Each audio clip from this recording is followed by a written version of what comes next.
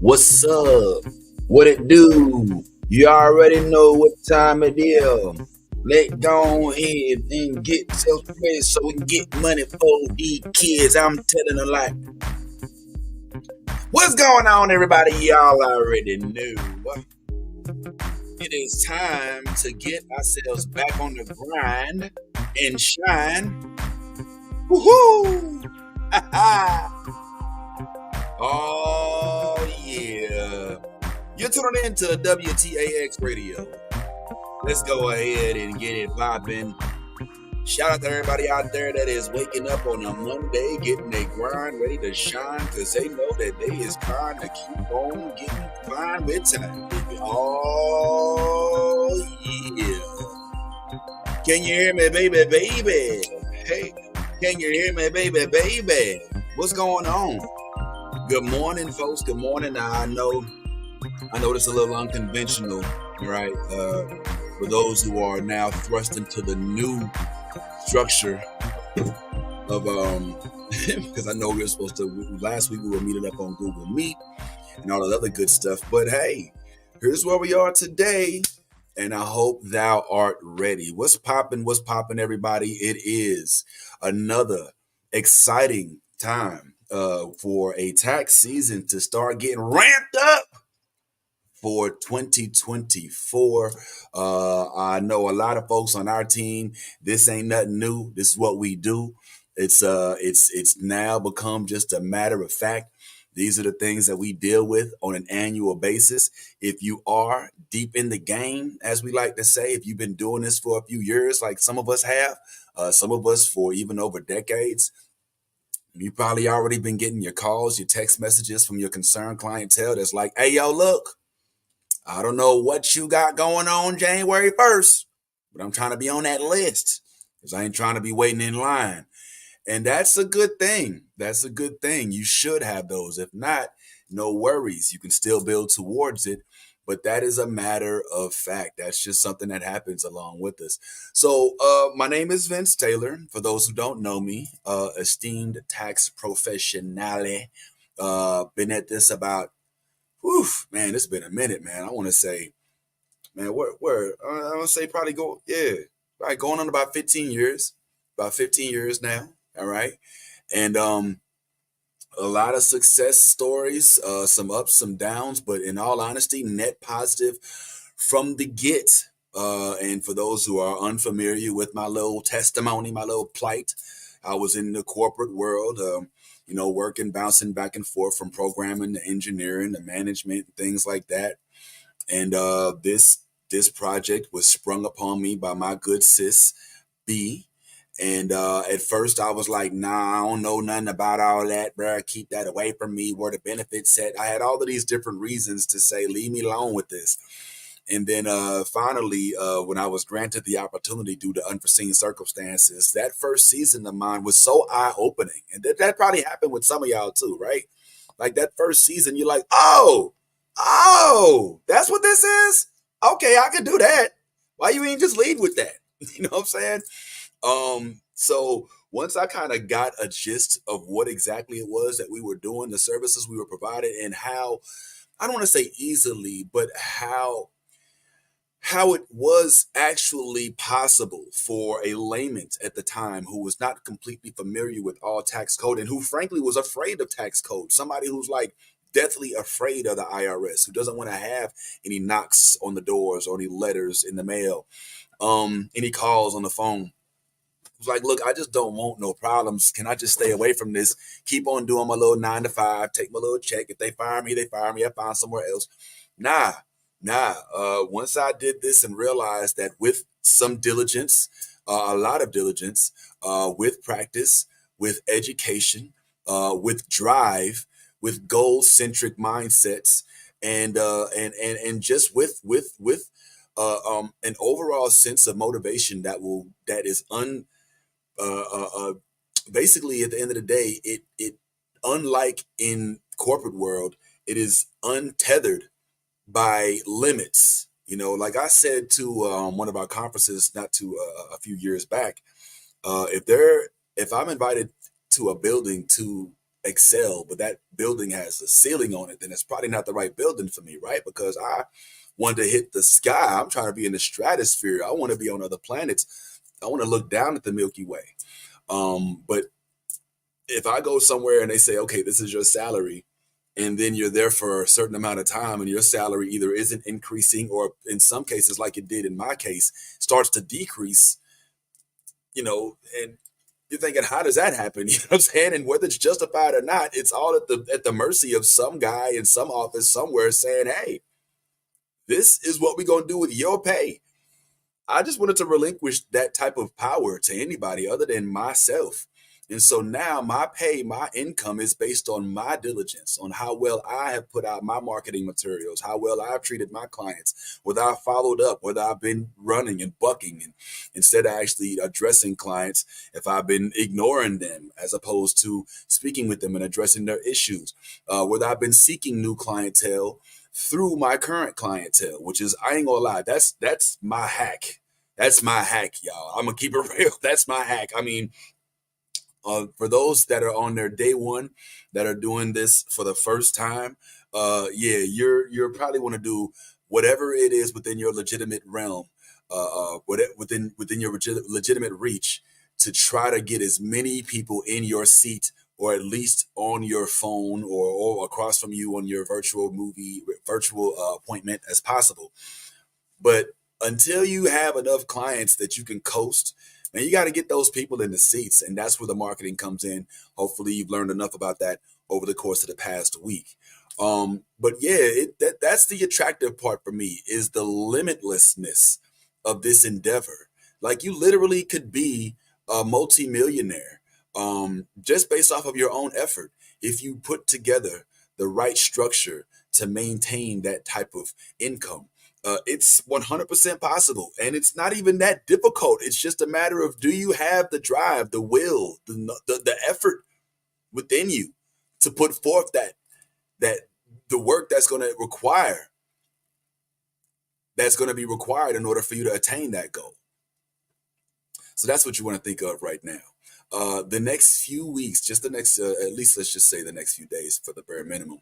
What we're going to go over here is just some of the basics with regard to our tax preparation. Now, I know a lot of us have done this before, so some of the things we'll discuss will very much be review. We're going to look into our software system. For those of y'all don't know, we use a version of TaxSlayer Pro.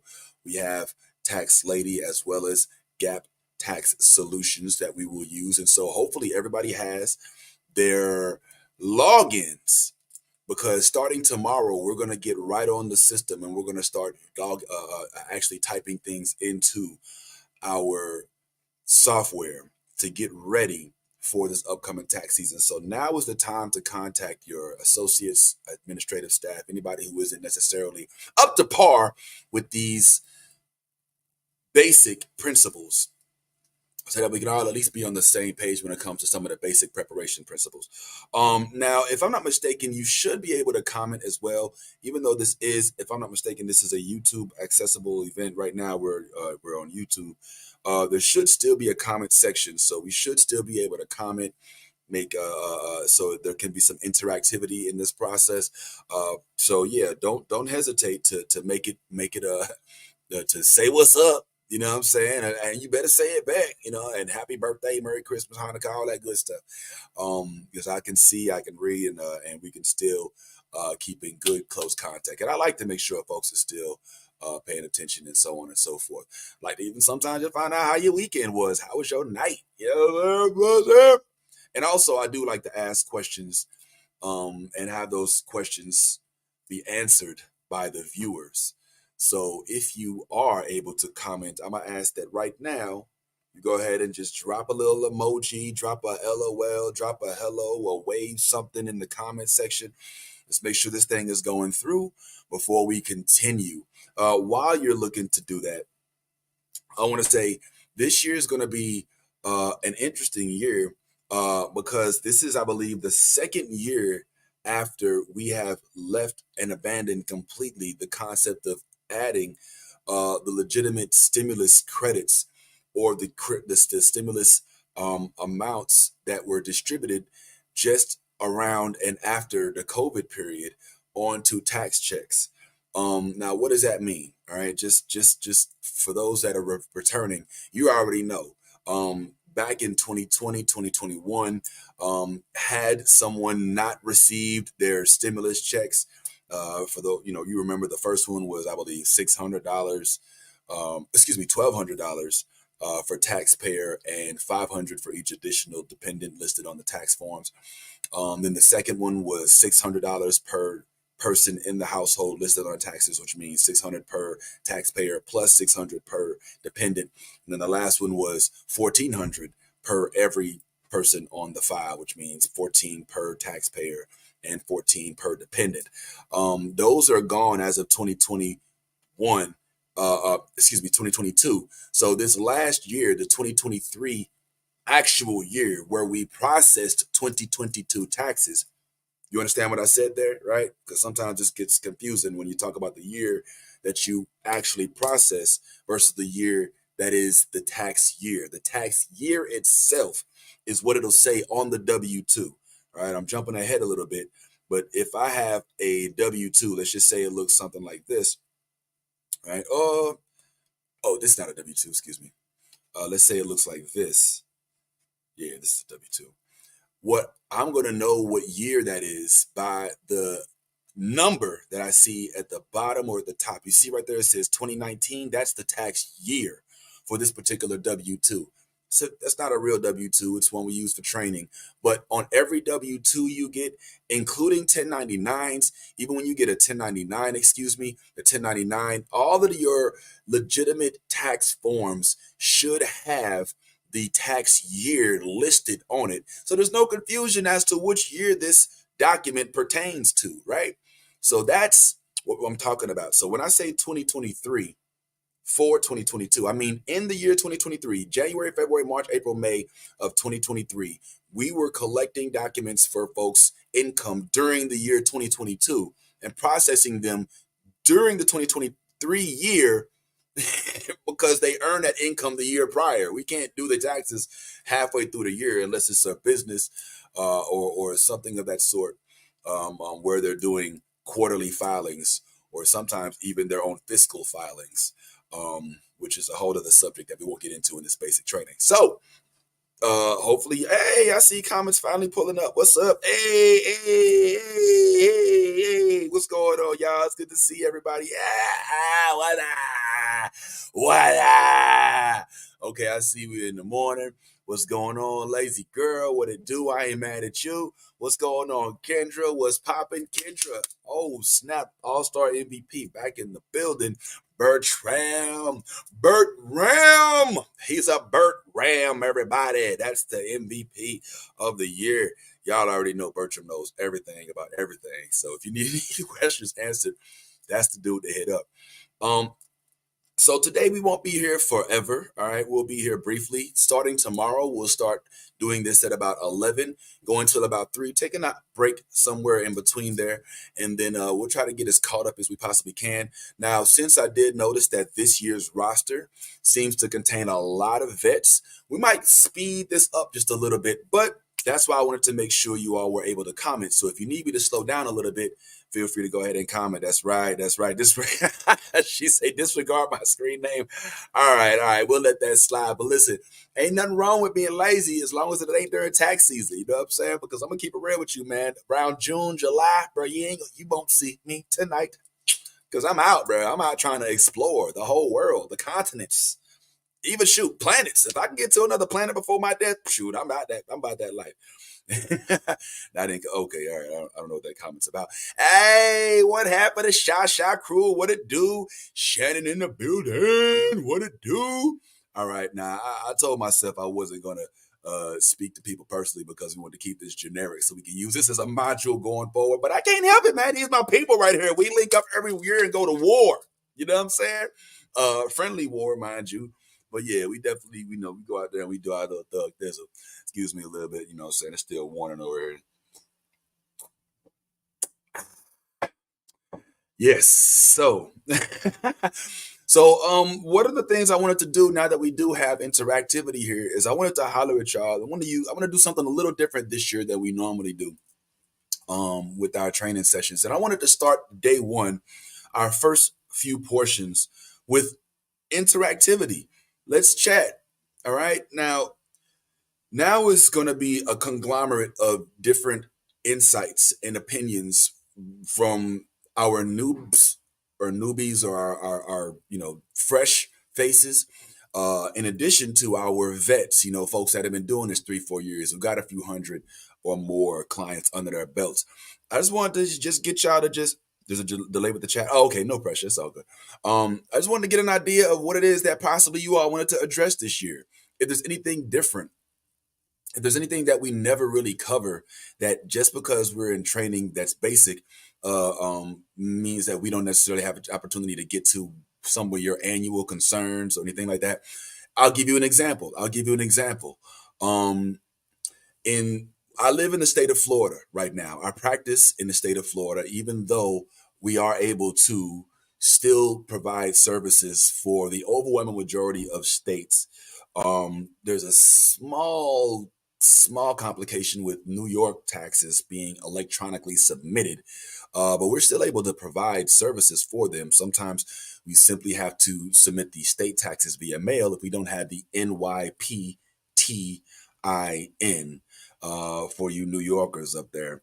But there's one thing that we down here in Florida were able to utilize in the last seasons a little more because it was more prominent, and that was federal disaster relief. Now, federal disaster relief, you definitely can't abuse it, and you don't get a credit for it. But what you do get is tax relief for it.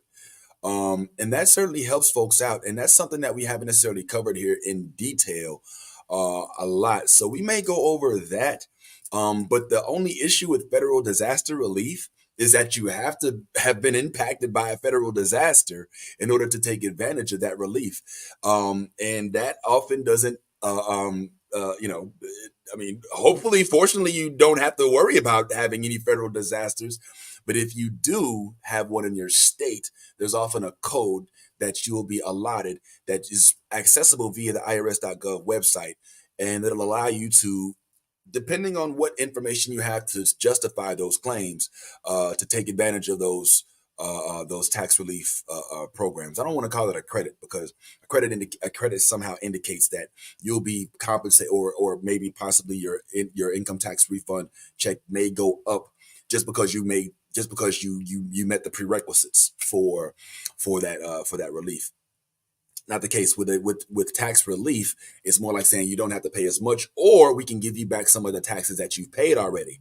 But with tax relief, unlike a credit, you don't get that credit. In other words, if you had not paid taxes in a tax relief type of situation with, say, with the federal disaster relief, you're not going to get money back just because you're utilizing that program. All right. You're not going to actually get a refund for using the federal disasters,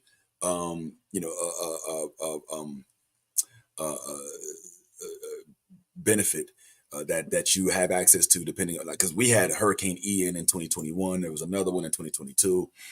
But it does, if you paid a lot of taxes, help you recoup some of that, or at least keep you from having to pay out a whole host of them.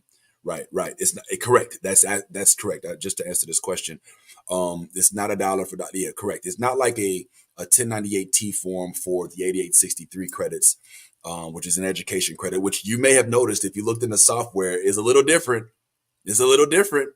It's a little different. Yeah, they do this every now and then. One thing we know about the IRS and the federal and the feds, man, is they will switch up how they collect their taxes, and they will switch up what is a necessity for collecting some of these credits. And I think this may be a year where we may be in the midst of seeing a bit of a transition of how they collect the 1098-T forms for the student credits. For those unfamiliar, if you did attend college,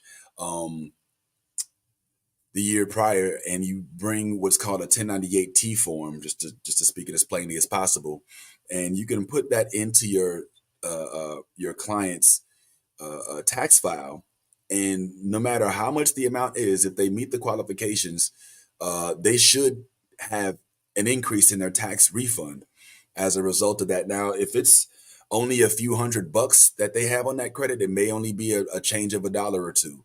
But if it's a few $1,000, it could be a benefit of up to $1,000 or more if they somehow perhaps were paying taxes the year before. It also will allow them to tap into the taxes paid, depending on their level of income. They have to make, if they're single, somewhere under $90,000. I think it's 88K, something like that. If they're married, somewhere under 150.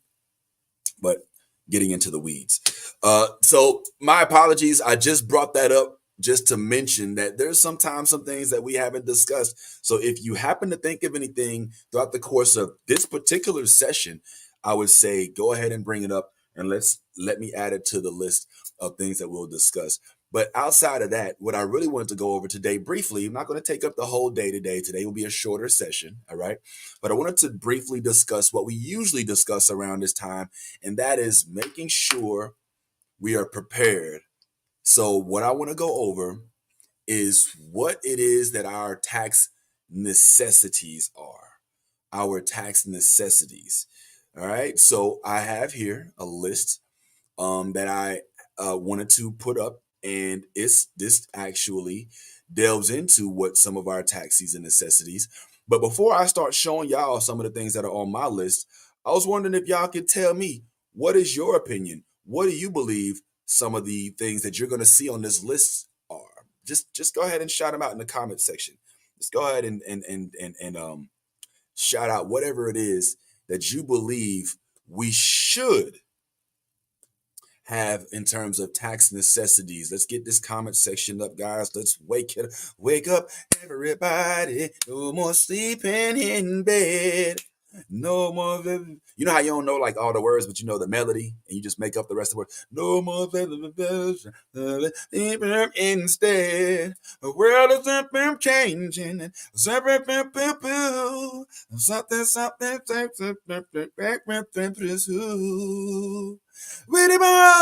yeah, I don't know the words. Government issued ID. Yes, yes. Pull up, Shannon. Yes, ID is a must. You got to have an ID, especially for brand new clients.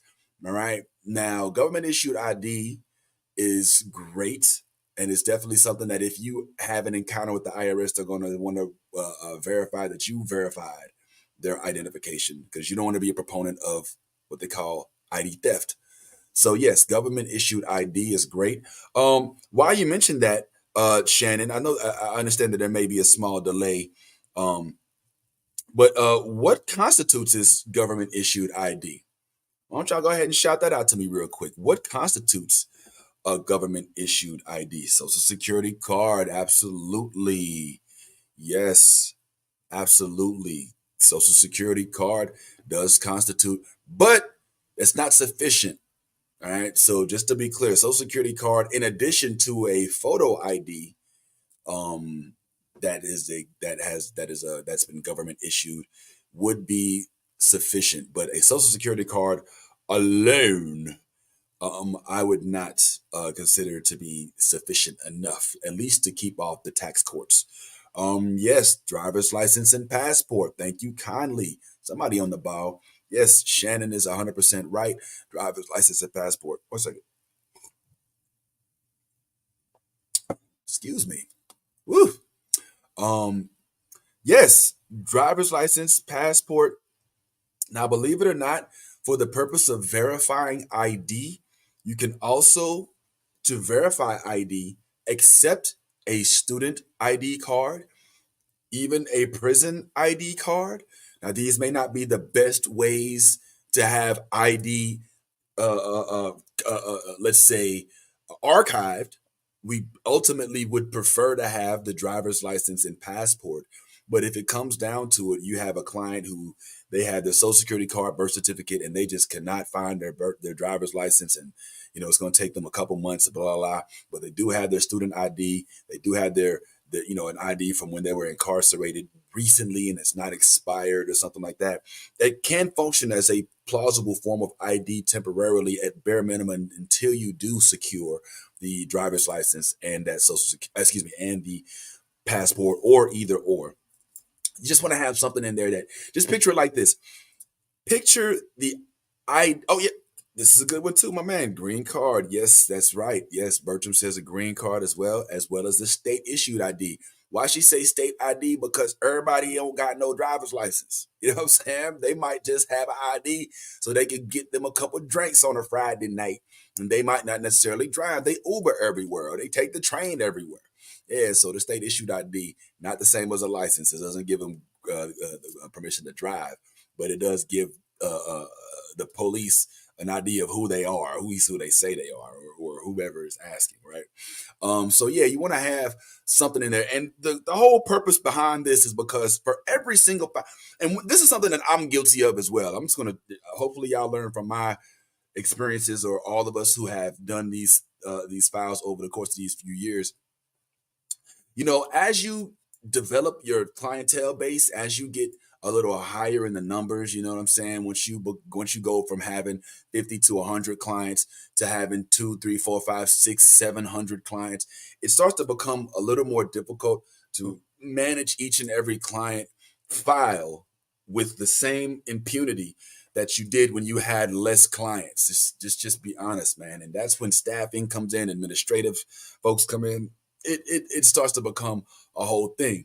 But my point of saying this is that is not something that you want to allow to fester and grow in your operation. In other words, if you find yourself skipping steps as your numbers go up, your best bet is to notice that and put a system or structure in place that will allow you to not, that will prevent you rather from skipping those steps. If that means delegating that portion, such as making sure you have copies of these IDs in each file, making sure that somebody is checking whether or not these identification cards are expired or not, making sure that the consent forms are signed with everybody. That includes even down to when the season gets slower. Yeah, you want to make sure you have these fail safes in place, because what will end up happening, unfortunately, well, let me say that this. What could end up happening is at some point in time, and this could happen to every single tax preparer. You don't have to necessarily be, in a complete wrong or doing a bunch of illegal stuff. You could get tapped to have an evaluation on your files, and then they'll come into your office, or they'll send you a notice saying, hey, we want to see these 25 or these 50 files. And if one, two, three, four of those files do not have all of the relative information in there, then you could be fined up to 15 to 20, up to $1,500 to $2,000 per file that is missing certain elements. It's real easy to get caught up when you don't have a huge nationwide franchise operation where folks are just hired and in place, and the bank comes from some big savings that's built up over a large number over a number of years because of your franchise being so successful. It's another thing when it's just you and your office and your homegirl or your homeboy that are running the office, and now y'all are just doing the best you can. You can't just let these things go by the wayside. Now, listen, don't take my word for it. Maybe the day will come when you'll learn a harder lesson. But my true advice is that those steps should not be skipped. That means if you're doing consent forms at the beginning of the process, you're doing the ID checks at the beginning of the process, taking those W-2s, keep that same energy by the end of the season, because it's easy to get lackadaisical as you start to have the line die down a little bit. Okay. So I say, you said tax necessities is the ID, absolutely. But let's talk less about some of the things that the client has to bring to us. All right. Let's talk less about the things that the client has to bring to us. And let's talk more about some of the things as professionals that we want to make sure we have in our office, at our disposal, at our home desk, whatever that is, to make sure we don't run around and try to cop them or purchase them or have them in place as the season goes on? Give me just all right, all right. I'll name one. I'll go ahead and give you one hint. I'll give you one hint here. All right. So one thing that I have on the list, I'll go ahead and bring this down a little bit, is let's start with this. I actually have this is just these are basics necessities right here. Check this out. All right.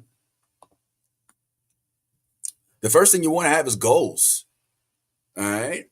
Let's talk goals. All right. Let's talk goals. The first thing you want to have is goals. If your goal was simply to do this, then that's not enough because anybody could do this.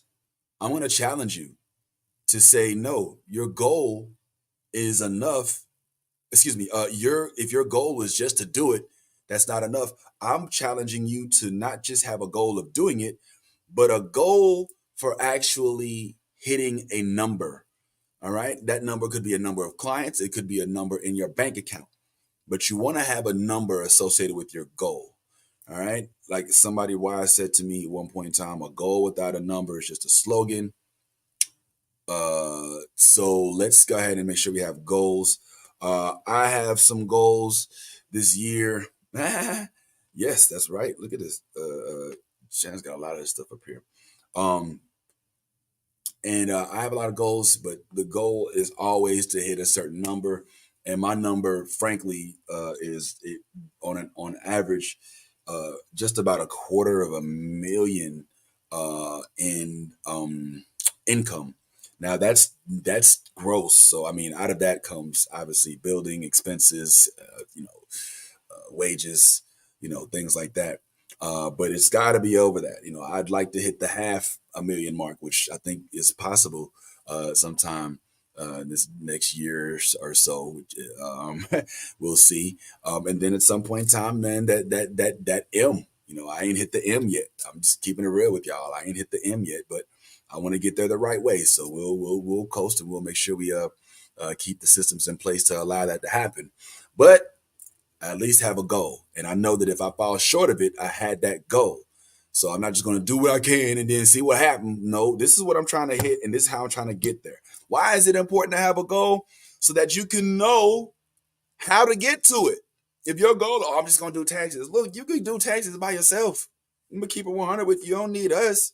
All right? If you just want to sit in front of a computer and jump on TurboTax, ain't nobody stopping you from doing that right now. But if you want to reach a point that this is actually maximizing your benefits from this program, then let's start knowing when we want to get out of it and then put together a plan to get what it is that we want to get out of it and not just hope that what comes out of it is what we wanted. All right. You got to remember, guys, dreams don't come true. You got to make dreams come true. So let's figure out what the dream is so that we can make it come true. All right. Let's go ahead and get that out of the way first and foremost. Second thing, some of y'all may have saw it, a team. If you don't have a team already, listen, it's okay. It's okay. Everybody's not going to have a team. At the outset, sometimes it takes a little longer to develop a team. All right. So if you don't have a team yet, then it's not too late to start thinking of who could be on a team. And for those y'all, some of y'all, look, I'm gonna keep it 100 with you as well. I didn't start off with a team. All right. I didn't start off with a team. All right. I started off as an operation where I was a leg. I was a member of somebody else's team. Okay. So as I was acclimated to the process, then I started to become a little bit more capable of harnessing and holding together my own team. But your team should reflect your goals. All right. So you want to make sure it's hard sometimes to find people to work with that you trust, not only with your time, with your products, with your equipment, with your office, with your clients, but especially with your clients' sensitive information. We're in this area where folks, you're on Instagram and Facebook, people trying to hack stuff all the time. That stuff doesn't happen by accident. Sometimes it's because there's data harvesting and theft from random areas. And this could be an easy one to usurp somebody's information. So yeah, it's not the easiest thing So sometimes you'll find yourself going through a year or two of different folks on the team to learn who's actually got your back. But ultimately, I'm gonna keep it real, man. I would lose my head if I didn't have a team behind me that was able to help me hold together. And frankly, we probably could all use double the number of the people that's on our staffs. This is not an easy thing to do once you got your numbers up in par. So please, please consider having a team. If you don't have that already, time is running out before the season starts. Remember, y'all got to remember, and hopefully y'all already went over this. I wasn't able to see every single session, but remember, tax season, despite the fact that it feels like it's so long because it's from January through April, the real true tax season is really from mid-January to the end of February. By the end of February, you're going to notice that your calls are dying down, your appointments are dying down. Are they completely gone? No. But that rush, that I need that money, Frankie rush that comes at the beginning of the season that folks typically try to tap into by mid to late January and are still on that wave up until late February, possibly early March now that the season has somewhat shifted. It's gone after that. It's gone after that. You cannot make February money in May. you cannot make February money in June. All right? Yes, there will still be clients looking for help. Yes, there will still be folks that want to use your services in June, July, August, September. But those numbers will pale in comparison to the number of people that are going to be trying to come into your office to holler at you mid-January through February through early March. And that means you have just that amount of time, that 6, maybe 7, maybe 8 weeks of a window to tap into the rush that is tax season. It is within those 6 to 8 weeks that you will be able to accumulate that 100K, that 200K, and then coast for the rest of the year. And I'm a witness, and I'm not just not only a client, I'm not the player's president. What am I trying to say? I'm a client. It's happened. I'm a first-hand witness. I've seen it. I've witnessed it. I've taken advantage of it. It's happened to me before for multiple years now. And I'm not the only one in here who can testify to that. Hallelujah. We all stunners in here, man. So get on board or get behind us as we'll run you over. So a team is essential, guys. Hopefully you got those mapped out. There's something else I think we should have. Clear communication, which I'm glad we have here. You want to make sure with your teams, you're communicating what should be done, what has to be done, when it has to be done, and make sure that it is done after that as well. What else? A plan. All right. Now, a plan is what we're going to use to attain our goals. Okay. So have that plan.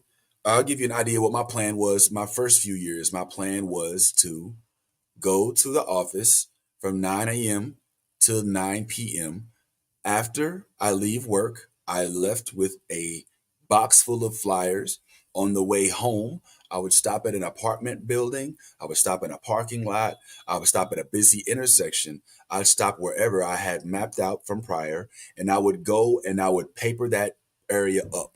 I would speak to as many people as I possibly could. I would draw as many people's attention as I possibly could. And I did that for years on years on years until one year came when I realized I was like, well, I don't have to do it as hard as I had been, but if I wanted to, I could. But I honestly slowed down a little bit because I was having difficulty securing assistance. So I don't want to overwhelm my office and then have, which was a problem as well, have too many clients for me to bear on my own. It's a great problem to have, but it's still a problem. So that's something that you can avoid if you plan right. So hopefully you guys will consider that plan. Marketing, I don't got to talk to y'all about marketing. You spent the last few days speaking about marketing. Hopefully you have a plan for it. I know the internet is a big thing for a lot of folks. A lot of folks are posting on Instagram, Facebook, on their Twitter or X or whatever pages. That's all fine and dandy. Me personally, My my clientele base is 100% organic through the what we call guerrilla marketing strategy. All right. I'm not the best on social media marketing as it pertains to tax preparation, but some of our team members are stellar in that department.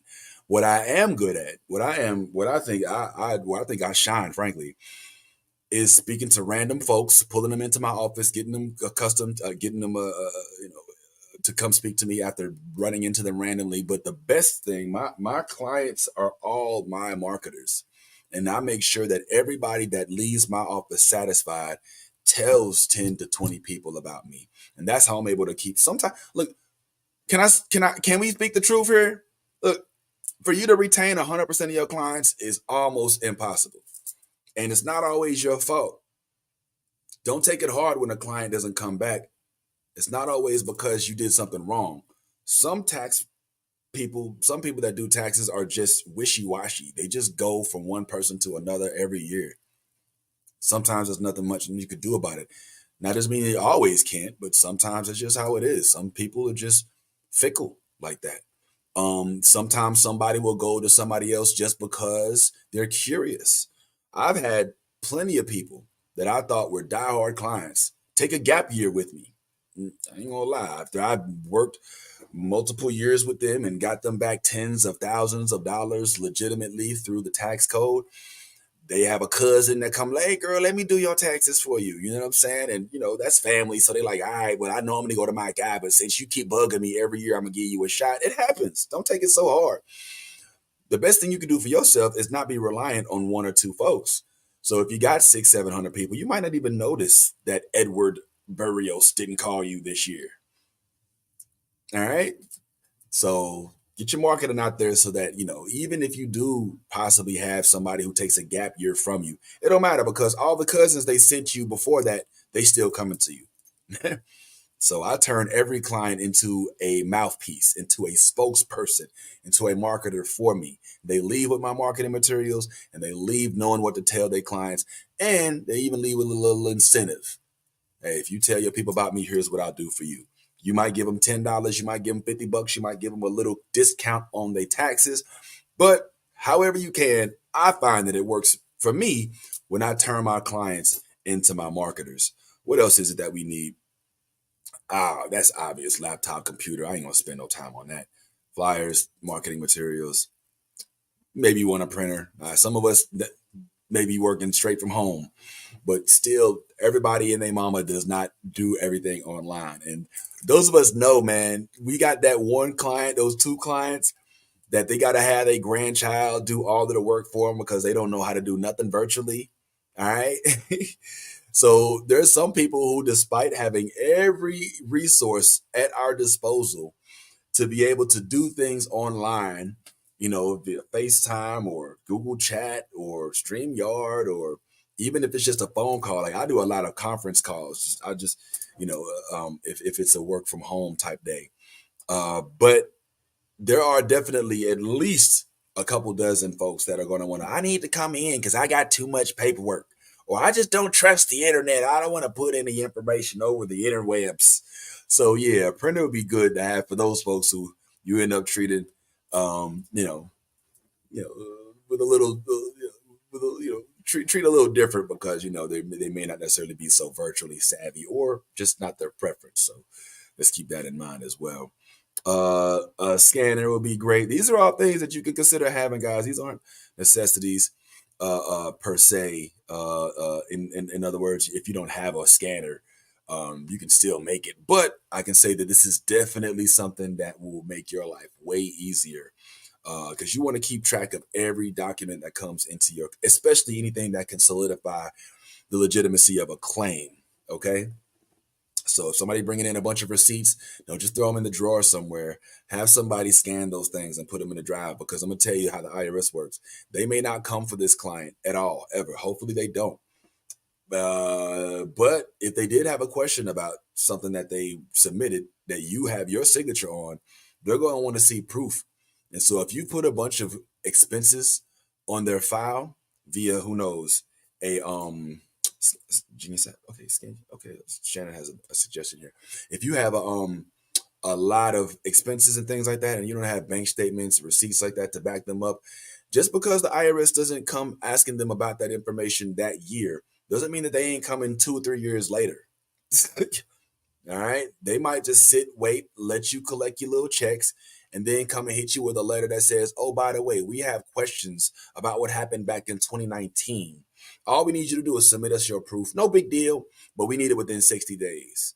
If you don't have anything, if they don't have anything, then they might end up paying some of that back. And you don't want that to happen just because you were not diligent about keeping your records.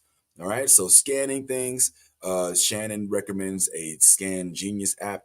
I also use a few scanner apps. I can use my phone. Sometimes if I'm, say you want to meet somebody at Starbucks instead of at your office, if you don't have an office or something, there are apps on your phone that will allow you to picture them and scan them. But it's best that you keep track. It's so important, guys. I'm trying to tell you, like, it is so important. You One thing that we're going to discuss in the days to come is the acceptance of the fact that audits exist. All right. We can't just hold our head down and hope that audits won't ever happen. You're in the realm of taxes. You do taxes, you process taxes, you prepare taxes, you send off taxes. If you have a high clientele list, you will have a client or two that may get audited randomly. It may not necessarily be because you did something or there's a red flag. It might just be because this person may have had issues in the past before they even started working with you, or somebody tried to claim the same dependent on their file and they did it erroneously. But you want to have as much to cover your butt as possible, man. So the scanner is meant to help you keep your documents in the folders, documents that may even be just kept in a secure software. By the way, it's imperative that we all have signed off on the forms on the IRS that say that we are utilizing a cyber secure software to utilize to keep our client information. I'll get into that later this week as well. But again, the most important part with regard to this particular entry is that a scanner or some form of preserving your client's information is a necessity. And whatever can make that easier for you will make your job and life a lot easier as tax season progresses. And then down to, I think what our last thing is just a shredder. All right, we don't want to keep a bunch of papers lying around the office just because you never know who's looking to just dig into the trash can and find. So there's all kind of stuff on here. We got kids, social security numbers and birth dates, adults, taxpayers, their income. There's a lot of things on here that can be used by people that don't have our best interests at heart. So your best bet is to shred whatever's not there. Shredder, I ain't gonna lie, I probably wouldn't put that on there as a necessity, so to speak. In other words, like, you could still do taxes without having a shredder, but I do think that it's at bare minimum a very useful tool for you to have. All right. So let's just look at that again. We've got goals. All right. We've got uh, a team, not the A team, like BA and Hannibal and them. Uh, I'm showing my age right now, but who cares? I don't care. I'm a certain age and I made it this far.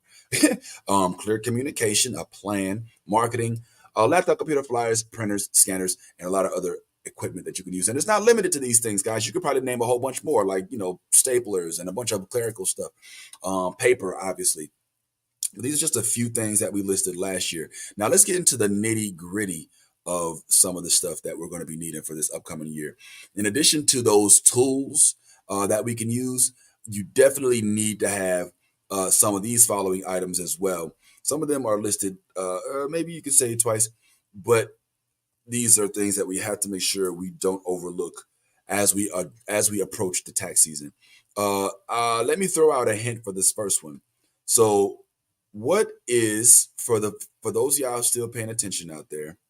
What is the name of the number that you have to even start processing taxes? Can somebody tell me what's the number that you have to have before you even start considering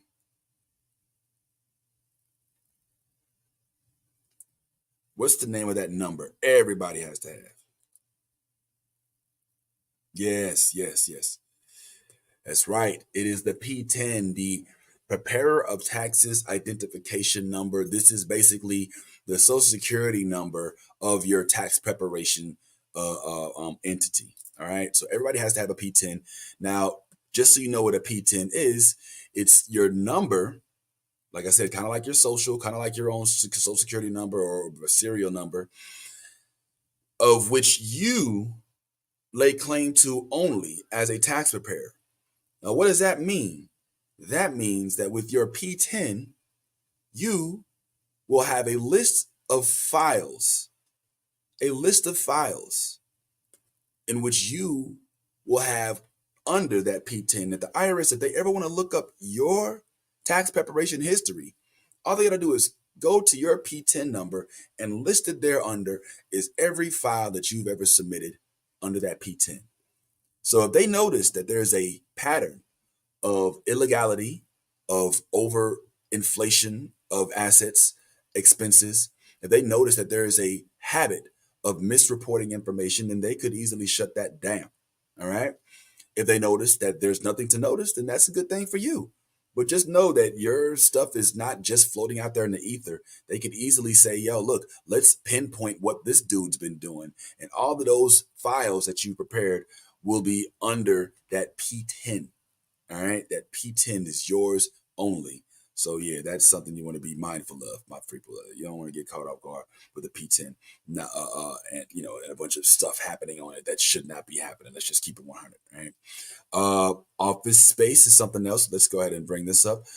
We've already gone over computer, printer, but this is stuff that you'd also want to have for your office as well. We may have already discussed some of these things. We discussed the P10. We've got office space, computer, printer. Those are things that we already had kind of discussed. I said some of them are repeating, right? Internet access as well. Obviously, you can't just use your hotspot in an office for every single device. It'll be it'll be overwhelming, that bandwidth. So yeah, internet access would be a great thing to have if you have an office space or if you're working out of home. We already discussed stationery and things of that sort. That is obvious for the most part.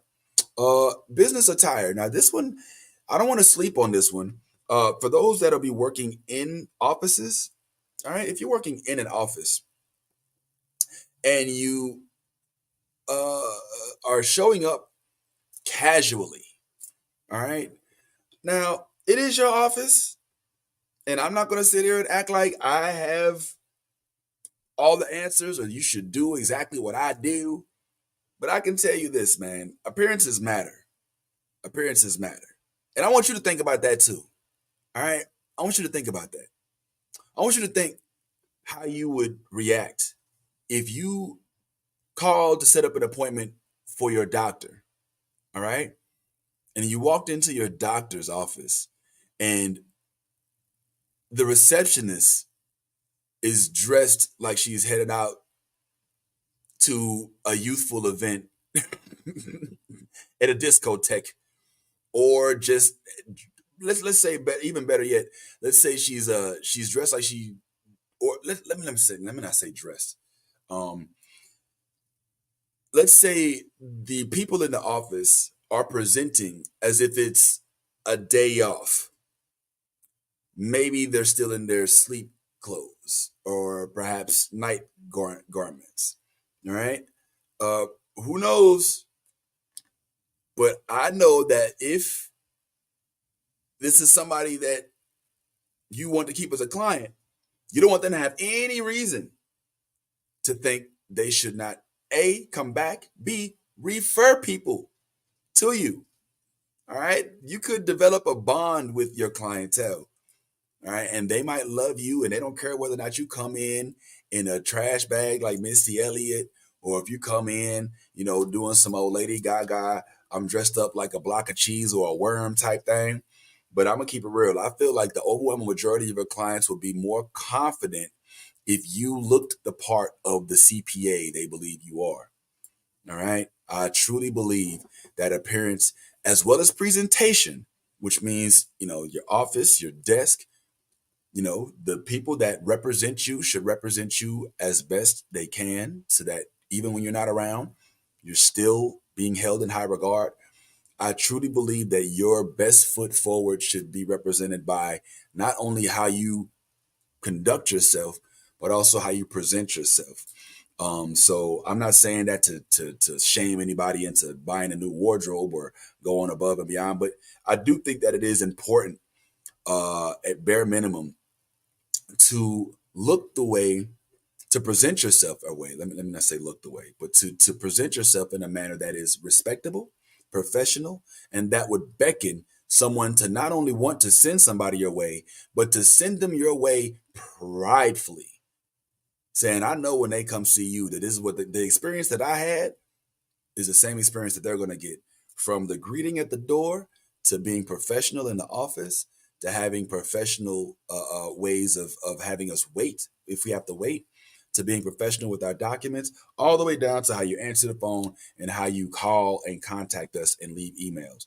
It all goes into the same bucket. But again, appearances can matter. So just be mindful of that. Again, all right, don't want to dwell too long on it, but I do think it's very important, because some people will legit just walk out if they don't believe that you represent them from an aesthetic standpoint. But that's a little more. I don't want to be too tough on that, because everybody has their business, and some people may just be, hey, some casual. Some people just like, look, we're a casual business, and that's your business.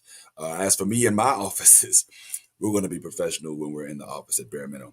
Your education, if you have continued education, have you been doing any of that? Have you been doing any of the credits that are offered on IRS.gov website and some of these CPE courses that'll allow you to kind of keep up to par with some of the nuances that we have on an annual basis that we're struck with. Every year we learn that the IRS does something weird to make our jobs harder. it's just a part of the job, man. It's just the way it is.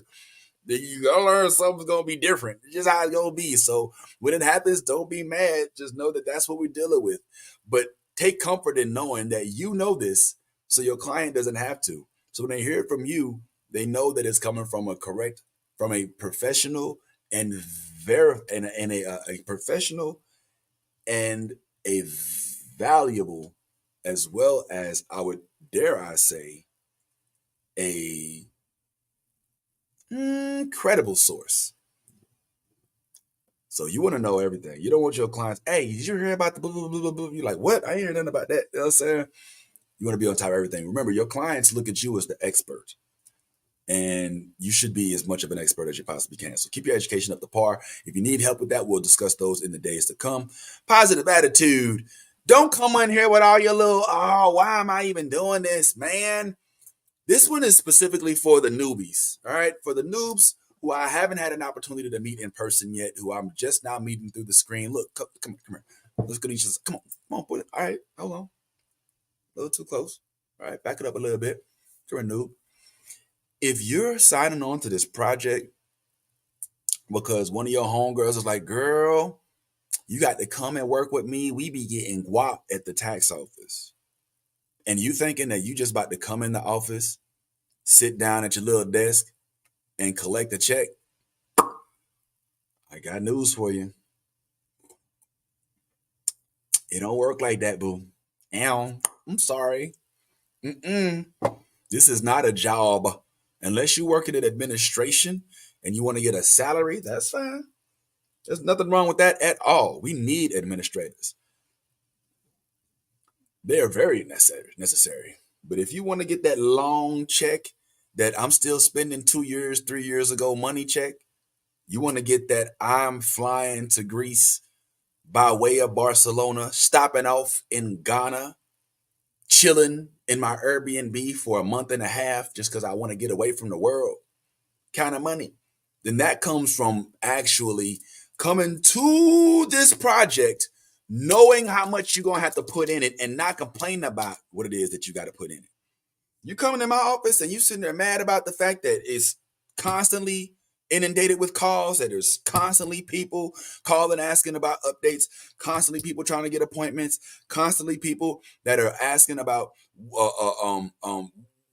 what documents they need to bring in. And if you just don't have the right mindset if you're getting upset or not necessarily realizing that perhaps why your business or your entity hasn't taken off isn't because, oh, so and so didn't train me, oh, so and so ain't sent me nobody. No, this is your income, and so your effort will reflect your outcome, and that needs to be said at the outset. All right. Fortunately, the overwhelming majority of the folks that I know are in here are well aware of this. But for that one or two people that may be coming to this party a little late, that may be just now being acclimated to what it is that we do here with this type of industry, I want you to be aware that nobody is going to work as hard for you as you. So the moment you start getting upset or getting a little bit annoyed at others not contributing to your success, take a look in the mirror and remember, it's ultimately you.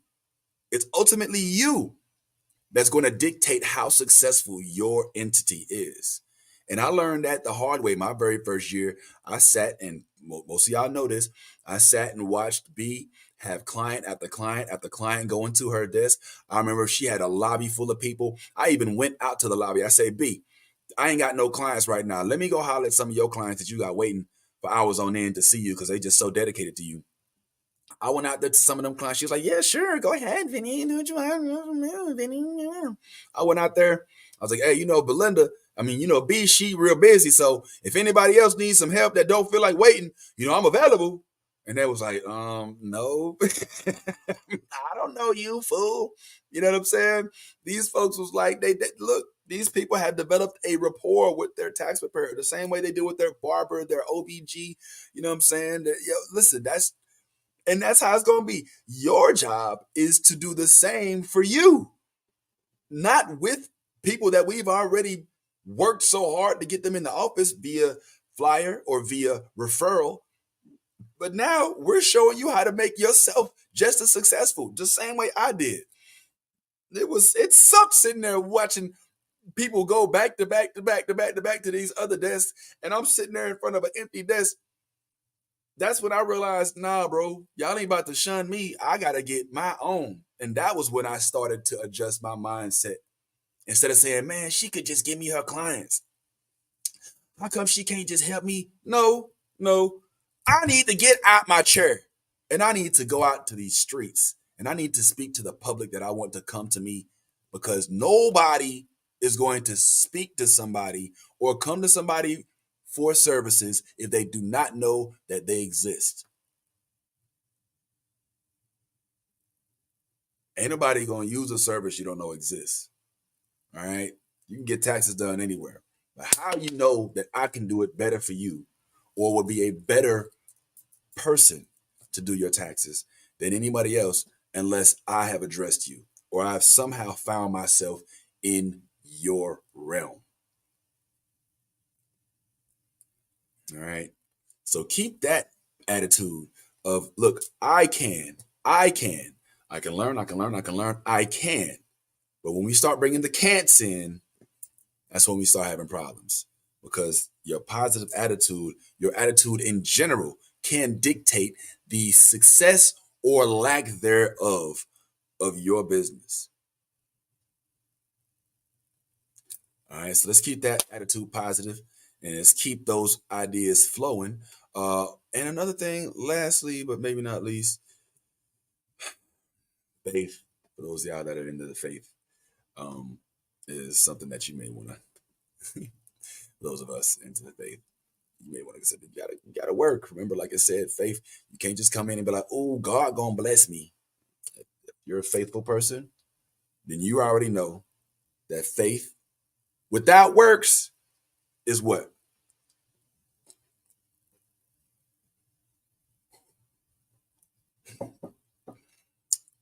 You know the answer to that. All right.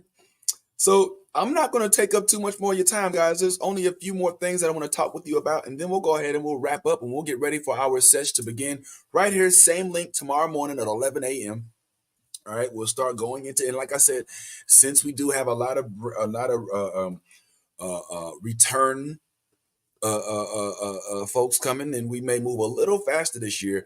But I also want y'all, like I said, to come into this to come into this training different, knowing things that you want to ask about and discuss outside of the corporate realm. That's Sha. Shout out to my homegirl Sharice, Sharonda. They kill it on the corporate tax. They even helped me out a great deal last year with a couple corporates. But as far as it pertains to basic 1040, basic tax preps, we're gonna go over things like the like this is gonna be so review for y'all, so don't laugh because it's gonna feel so trivial. It's like learning the ABCs again.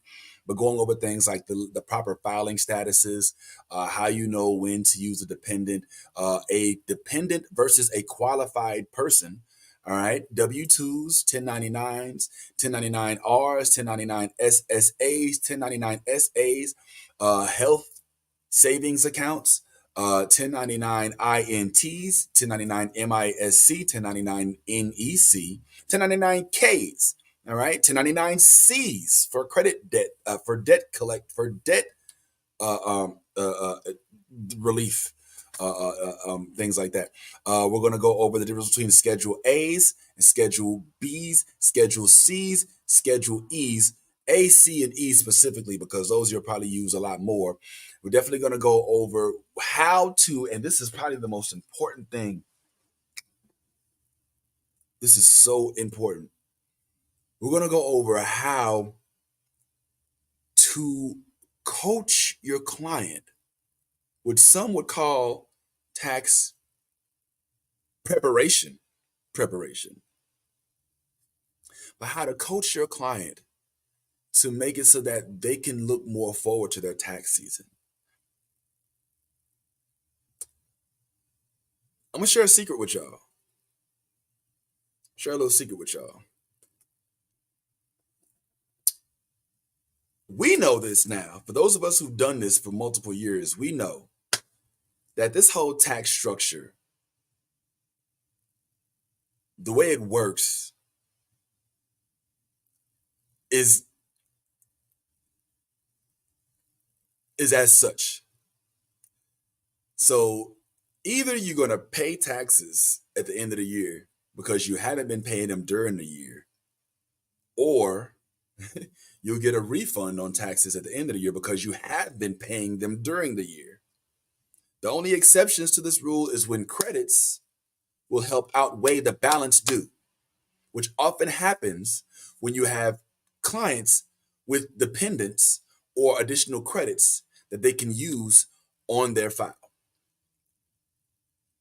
A lot of folks will confuse the reception of a credit on a tax file with a tax return because it comes in the form of a tax return. But for those of y'all in the know, you already know that if you have a self-employed individual, maybe they only sell hair and nail products, they don't get a W-2, they only have their ledgers or their quick Intuit books. And at the end of the year, all they want to do is project their income, and they haven't paid any taxes. There's nothing in their federal withholding column, but they've got 2 kids. They may get earned income credit. By the way, be careful about using earned income credit and not putting any notes so that they know that they did qualify for the earned income credit. We'll discuss that at length as well. But yeah, so somebody who's made $20,000 in the year, and they claim that $20,000 on their check, but they're also claiming their 2 dependents that are both under the age of 18. Okay? They may find themselves still getting a check, but that is a credit that they're getting. They're not getting a tax return or refund because they didn't pay no taxes in the beginning. All right? The way tax refunds work is you are refunded taxes that you paid. Tax refund does not mean I just bought a washer and dryer last year. How much can I get back on my taxes? That's not a tax refund, bro. What you want is a refund. I hope you have your receipt because you're going to take that back to Best Buy or whatever. But the IRS does not refund you for purchasing appliances or for buying a new home or for having a new car, or for having such a high tuition bill for your kids. They'll provide some relief, maybe even some credits, but they don't refund items. They refund taxes. So the only thing that you have the potential to get a refund for are the numbers in these forms. where it says federal income tax withheld. You see on the top right hand corner where it says federal income withheld. That's the client paying taxes in advance. Every single paycheck that they have taxes coming out of their check, they get that directly. They give that directly to the Department of Revenue. At the end of the year, if we substantially prove that this is what the year looked like, meaning we had these expenses for this independent project, or we had this federal disaster, or we had this many Schedule A deductions because we gave this much away for hospital bills, medical bills, dental insurance, maybe even for mortgage interest, property taxes, not state taxes, property taxes, and real estate taxes, things of that sort, and they all will allow you to get that debt relief, then yes, they can help you get back some of the taxes that you paid. But you're only going to get a refund check if you A, pay taxes, or B, have credits that show that you are qualified to get whatever money the IRS is willing to give out for meeting those qualifications. So for anybody out there thinking, look, I just work and I do my taxes in a year and I should get this big check. Nah, that ain't how it works, bruh. So when I say tax preparation, or I like to say coaching on taxes, this is when we get to show folks, hey, you know why your tax refund sucks every year is because you're not using your taxes are not allocated appropriately on your W-2s. All right. You want to have at a bare minimum, for depending on your tax bracket, the right amount in your federal income taxes withheld so that you're not owing money at the end of the year. You know who I feel the worst for is single individuals who don't have any dependents, who don't claim head of household, who come in and they pay a lot of taxes, but they don't get that much back because they're not claiming any dependents, or they're making too much money. And now because they're of a certain tax bracket, they don't get any of that money back because that money goes to the schools, goes to the I was going to say hospitals, but a lot of those are private. Goes to the army, military, goes to the politicians, goes to the, all of these infrastructure bills and stuff.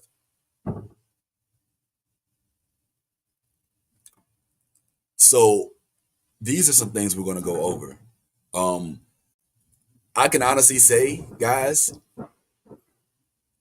I'm not as successful as I will be. All right. At this point, I think every year I've made gains. All right.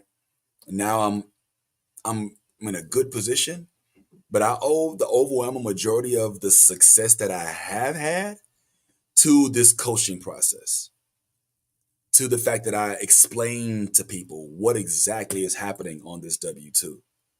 And I want you all, for those of y'all who have not mastered this process, mastered this art, I want you all to be able to do it the same way that I am able to do it.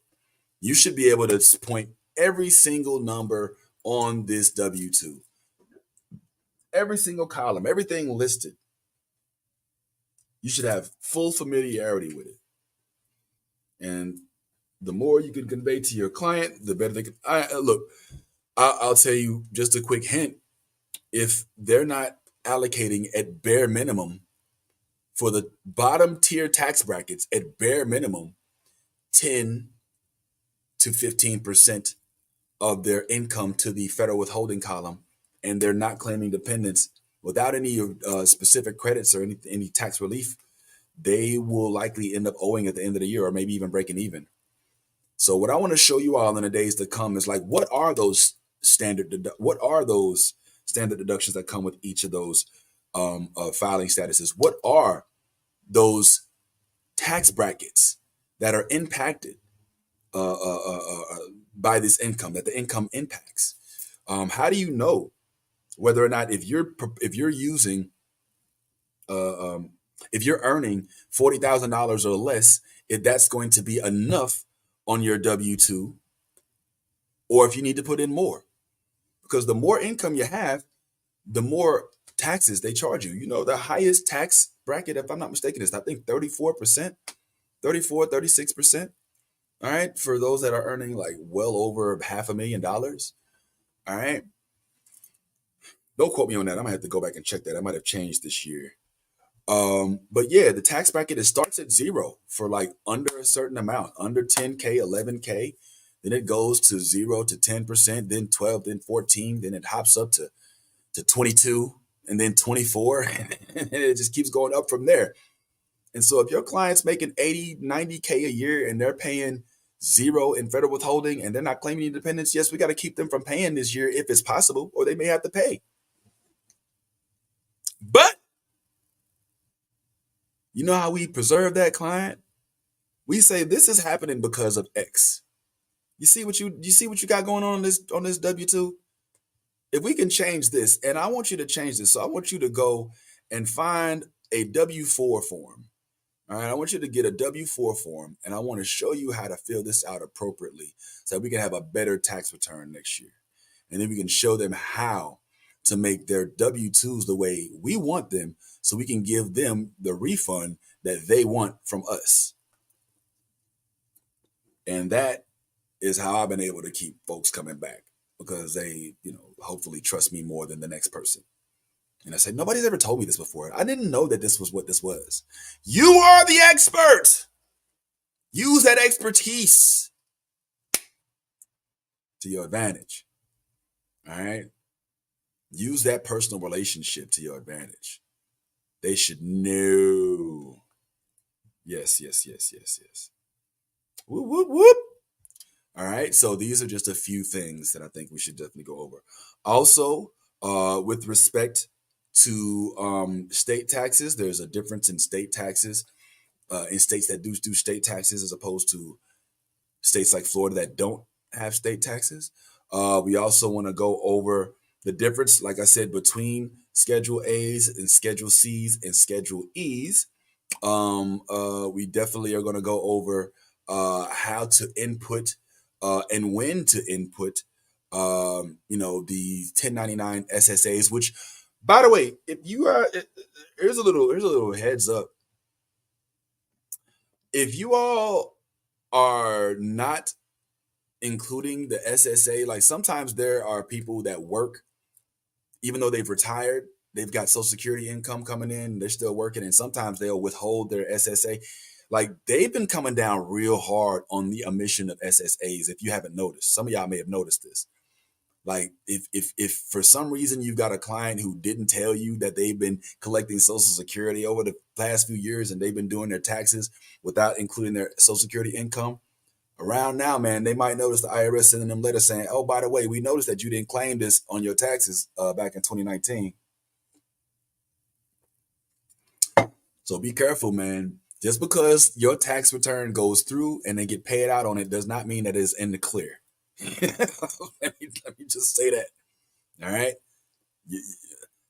If you did a tax return in 2019, then you probably just now are okay, in 2023, because it normally is about a 3-year period of which they're looking into things. After that, they tend to let things go. Not saying that, that there's anything wrong with them, but they tend to stay within that 3-year window. So 2019 up to 2022, those files right now, all right, now it's going to be 2020 to 2023 taxes. So just keep these things in mind. And sometimes they make changes on some of those rules in the interim and don't even tell us about it, like when they started being a little bit more meticulous about gas mileage and they wanted to see that log sheet. And now they have the gas mileage split up between the first 6 months and the last 6 months of the year on the projection. So yeah, these are just some things that we're going to be going into as well. So yeah, keep those things in mind, y'all. Keep those things in mind heavily. We also going to address the difference between, what's going to require for you to report health insurance accurately, especially as it pertains to the 1095A forms, and what to do when they don't give you that 1095A form at first, and then they give it to you after you've already done the taxes because you submitted it and realized that it was rejected because they didn't have it, and now you put the information in and it drops it a whole bunch. What to do in those situations?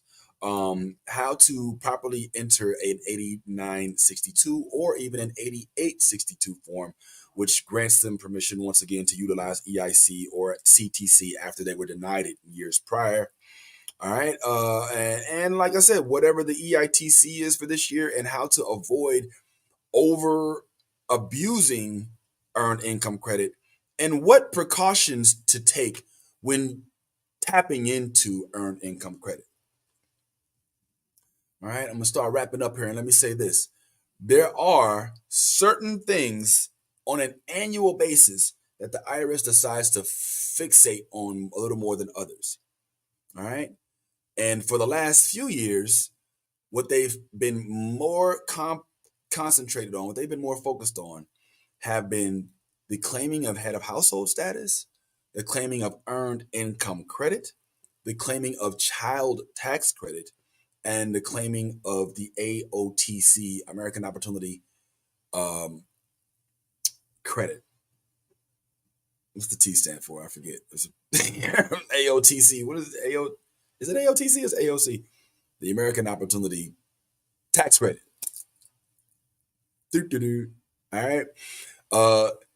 For those in particular, if they're claiming either HOH, which is head of household, they're claiming earned income credit, EIC or EITC, earned income tax credit, CTC, child tax credit, or the AOTC, American Opportunity Tax Credit, you want to take the extra steps to CYA.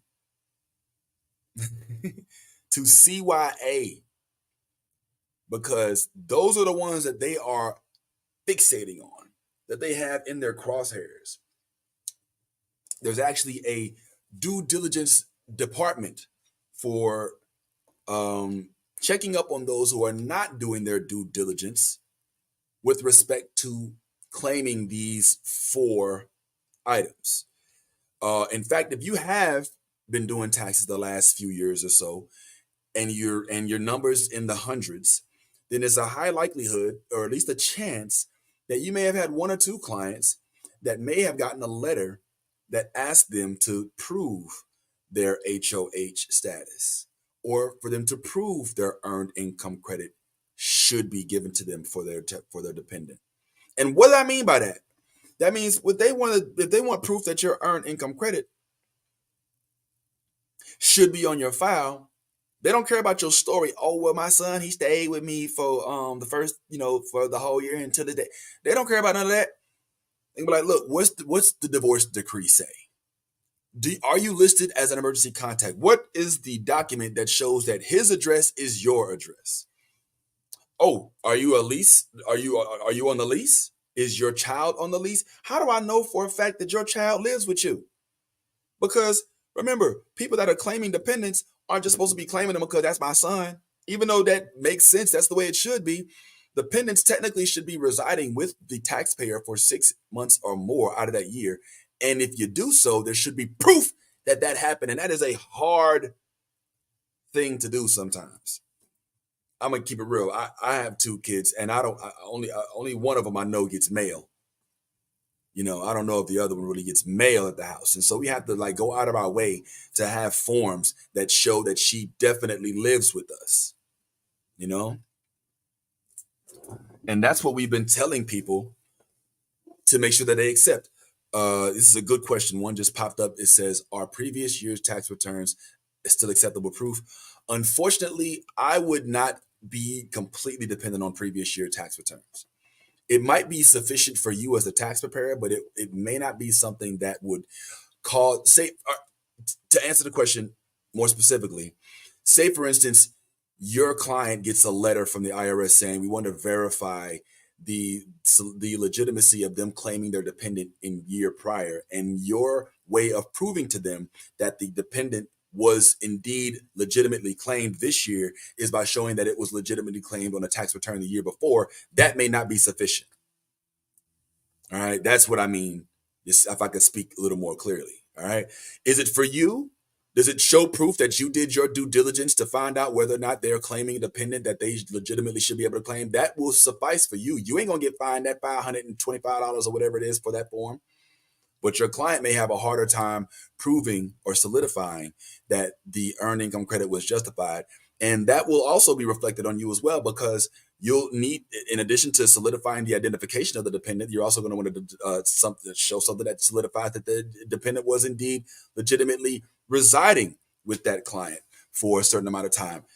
which would often be on a lease or a letter or having an emergency contact copy from the school. There's a bunch of ways, but I would say that it's not solely acceptable with regard to proving the situation of the client for that year. Good question, great question. Thank you for the question, and keep those questions coming. And hopefully that helps answer medical record. Yes, yes, medical records are great, specifically if they have the client's name, excuse me, the client's address and the dependent's name on that medical record. All right, especially if the social security number's on there as well. Those are immunizations. And you see, the reason I say that is because if you have medical records, and this is, and I learned this the hard way, you can have medical records, all right, like I had with a client last year, but the medical record had a different address for the dependent than it did for the taxpayer. It ended up working against them. So you got to be careful. Slick, bro. Like, you got to be careful. And it was just one of the medical records. But sometimes all information ain't good information, and it all don't always clear away the issue. So be careful. And that's one thing I had to work with a client on as well. I had to tell her, like, listen, you're claiming your son, but your son does not have your address on the documents he gets in his mail. All right. Now, I have a weird situation with a client who has a son who's impaired, and they live in the same neighborhood. So they literally just a street away from each other. So, he goes to his dad's house sometimes. Sometimes he comes to the mom's house. So they split the addresses up. But when she comes in, because they ask questions about the legitimacy of his impairment, she's got all these documents that don't have the correct address on it that we're just now learning about. And so we had to kind of go through a whole lot of hoops to rectify that. So keep those things in mind. And this is what I mean by coaching your client, because they don't know this stuff, but you do. So let's make them as knowledgeable as you are, or at least convince them, like, listen, this is why you come to me. You know what I mean? All right. So in addition to that, man, we're going to go over what is the best way to legitimately coach people into seeking out the legitimately, to legitimately have either a relief from the taxes that they're having to pay, or even increase their refunds if it's possible. It's not always possible. It's not always possible. So the objective is not to go into every file saying, listen, I'm going to get this person so and so many dollars. The objective really is to go into the file looking for the legitimate pathways so that you can coach your client on how to have the most beneficial tax season, even if it's not this year, even if it's starting next year. All right. But it's better to do it the right way, because longevity is key. Because like I said, the IRS, they're not going to just, hey, we just noticed that you submitted this today and we have questions about it today. No, they'll wait till 3 years from now, to when you've thrown all your documents away, you've moved to a different state, you've changed banks, you don't use the same credit cards, and now they're asking you for information from 2020 when you've completely changed your life since then. And because you didn't keep any records or didn't get any validated documents, now you have to forfeit $12,000 because you weren't able to prove the stuff that you submitted 3 years ago, because you just got so antsy and just wanted to go ahead and get on to the next client. So these are some things we're going to definitely go over, y'all. This is a lot to discuss, as you all know. It's a whole way more than we can go over in just this first little session. But I will say, like I said, starting in the upcoming few days, we're going to start going over what it takes to log into the software. So I'll end by going here. So starting tomorrow, guys, we will be looking at this screen specifically. Okay.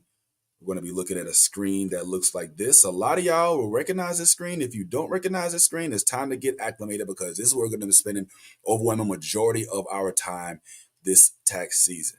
So we're going to be going into a screen that looks like this. Okay. We're going to go into this screen and we are going to learn how to use this system to the best of our ability. Just basics for now, and then maybe some more intermediate stuff as we go along.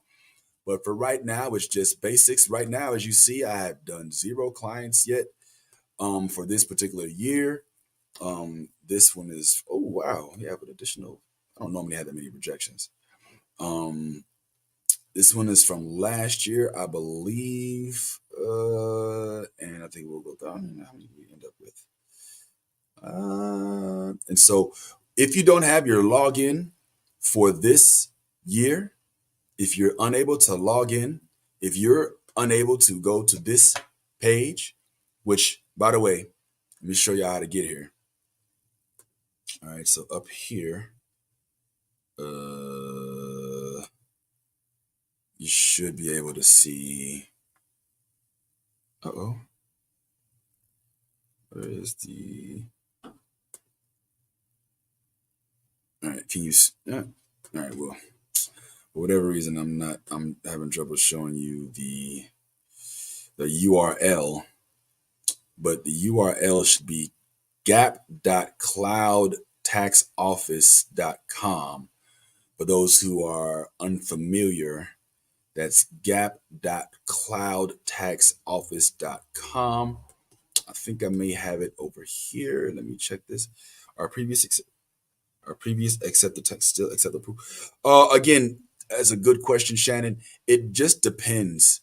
It depends on the proof of what, if we're talking proof that this was a legitimate claim of a dependent, then yes. If they were talking if this is proof of income, perhaps yes. But does it prove that a child lived with somebody for certain number of years or months? No.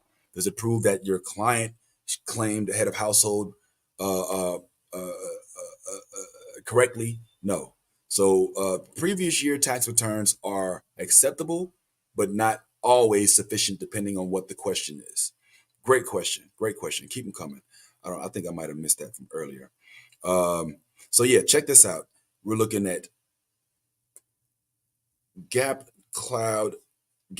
dot tax. Let me put this here. Gap.cloudtaxoffice.com. It's going to look like this for those of y'all who don't have it. And that's how you get to this page that I have here in the background.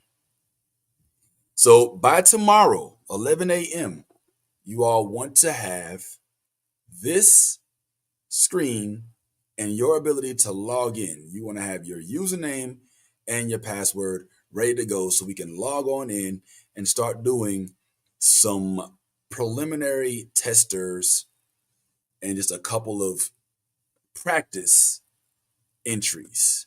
We're not going to spare no expense. We're going to go straight into it, y'all. We don't want to waste your time because we know time is money, is valuable, and it's also holiday season. So I'm sure you'd rather be spending some time doing other things, even though this is extremely important. Extremely important. All right. So with that being said, I think we'll go ahead and start to wrap. I'll open up the floor for a few moments for some questions. If there are any questions from today, any questions from today? Any questions from today? Any questions from today? Any questions? Any questions? Hey, and any questions from today? And any questions from today? Any questions? Any questions? Well, it don't look like we got any questions, so I'm gonna go ahead and release y'all to the wow. So I appreciate you pull up and say what's up to me, and I'm gonna see you all tomorrow from 11 to about 3. Let's do it like let's have a good day and let's have a good tax season, and I'll see you all tomorrow. Oh, yeah. All right, y'all. I'm sorry to do that to you, but I did. Well, appreciate it. If you think of anything between now and tomorrow, don't hesitate to drop it. We plan to be here tomorrow at the same exact location. Oh, well, we might drop it in the group. All right. You might drop it in the group. So look in the Facebook group for the link for tomorrow. All right. But as Bertram just said right here, if you don't have your access right now, you need to get that right now. All right. Because tomorrow we're going to be going all into this. It will be all this all day tomorrow. All system, all software. If you don't have access, You needs to get on it right now. All right? That way we can all be on the same page tomorrow. I am your boy, the real Vince Taylor. Sincerely appreciate y'all for pulling up for our intro sesh. And we look forward to seeing you all tomorrow. Deuces. And like I said, come to class tomorrow ready.